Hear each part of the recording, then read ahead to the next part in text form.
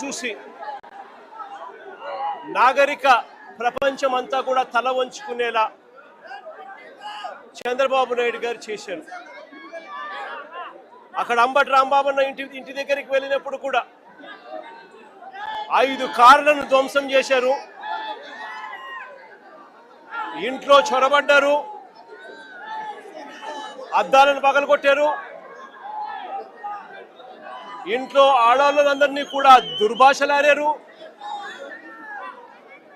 Office పక్కనే ఉంది, పక్కనే ఉన్న ఆఫీస్లోకి వెళ్ళారు, ఆఫీసును తగలబెట్టారు. ఇవన్నీ కూడా పోలీసుల సమక్షంలోనే జరగడం చూసాం. అక్కడ జరిగిన ఘటన కూడా మనం గమనించినాం. సాయంత్రం 4:30-5 గంటలకు మొదలు పెడితే అర్ధరాత్రి 1 గంట దాటిన తర్వాత కూడా దహనకాండ జరుగుతూనే ఉన్నది.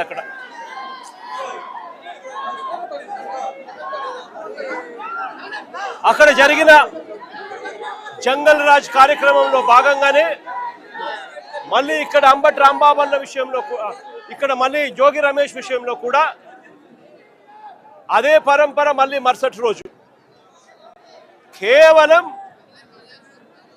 చంద్రబాబు నాయుడు గారు అనే వ్యక్తి తాను నిస్సిగ్గుగా అబద్ధాలు ఆడుతూ ఉన్నాడని,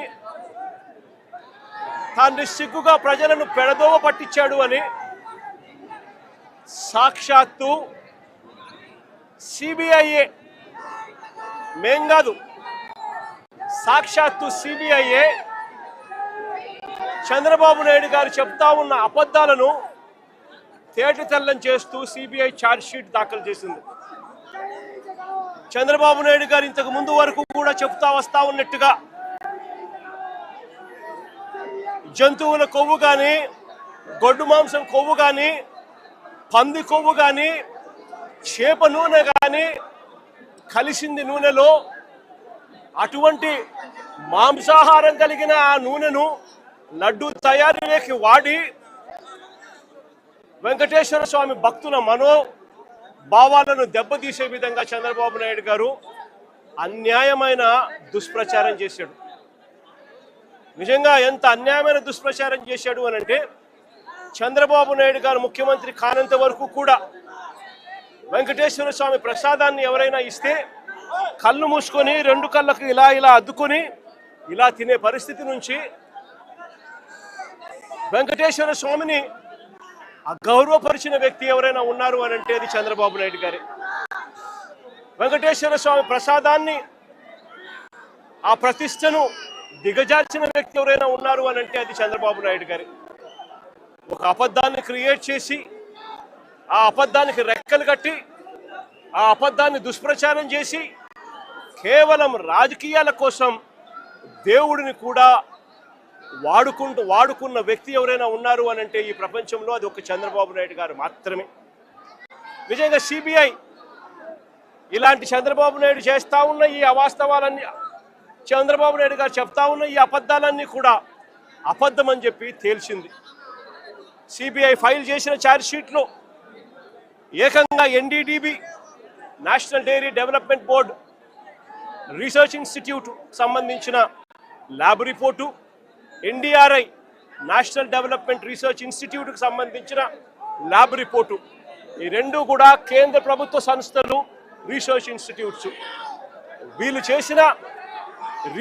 చేసిన శాంపుల్స్ అన్నీ కూడా, ల్యాబ్ అనాలిసిస్ అన్నీ కూడా చంద్రబాబు నాయుడు గారు ముఖ్యమంత్రిగా ఉండగా, చంద్రబాబు నాయుడు గారు టీటీడీ ఈఓ, చంద్రబాబు నాయుడు గారి మనిషి టీటీడీ ఈఓగా ఉండగా చంద్రబాబు నాయుడు గారి హయాంలో సేకరించిన ఈ నమూనాలు ఇవి సిబిఐ వాళ్ళ ఆధ్వర్యంలో ఎన్డీడీబీకి, ఎన్డీఆర్ఐకి పంపించి ల్యాబ్ రిపోర్ట్లు అక్కడి నుంచి వచ్చి ఆ ల్యాబ్ రిపోర్ట్లలో నిర్ధారణ అయింది ఎటువంటి జంతువుల కొవ్వు లేదని, ఎటువంటి గొడ్డు మాంసము కొవ్వు లేదని, ఎటువంటి పంది కొవ్వు లేదని, ఎటువంటి చేపల నూనె కూడా కలవలేదు అని చెప్పి సిబిఐ ఏకంగా ధృవీకరించి సర్టిఫై కూడా చేసింది.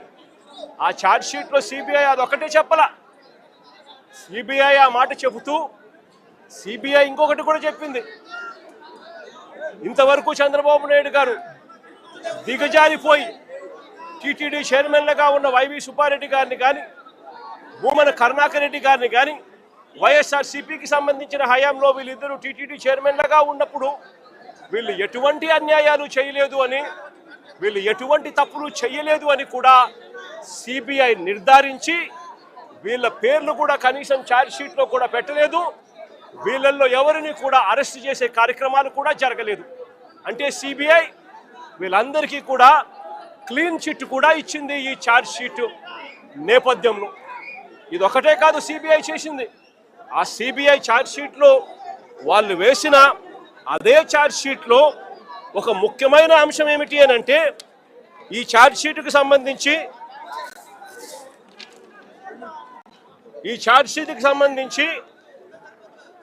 పేజ్ నెంబర్ 62లో ఇది ఛార్జ్ షీట్కి సంబంధించి సిబిఐ ఛార్జ్ షీట్. ఇది సిబిఐ ఛార్జ్ షీట్లో పేజ్ నెంబర్ 62లో వాళ్ళు మెన్షన్ చేసిన మాట, ఇన్వెస్టిగేషన్ రివీల్డ్ దట్ on 25/7/2024 అంటే చంద్రబాబు నాయుడు గారు ముఖ్య